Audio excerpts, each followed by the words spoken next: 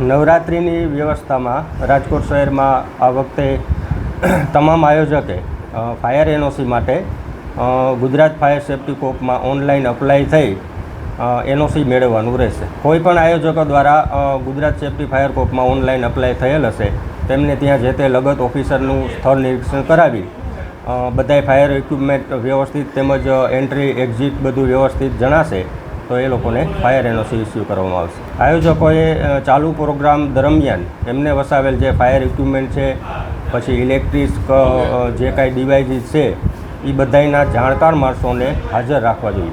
પાણીમાં 200 લીટરના પાણીના બેરલ છે, એ સિવાય ફાયર એક્સટિંગ્યુશર છે, રેતીની બકેટ છે, આ બધી વસ્તુ ત્યાં રાખવાની થશે. કોઈપણ જગ્યાએ ચાલુ પ્રોગ્રામ દરમિયાન જે ત્યાં એનઓસીના રૂલ્સ મુજબ જે ઇક્વિપમેન્ટ રાખેલા છે એના જાણકાર માણસોને આયોજકોએ હાજર રાખવાના થશે. એ સિવાય ફાયર કંટ્રોલનો કોન્ટેક્ટ કરી શકે એવા પર્સનને હાજર રાખવાના થશે.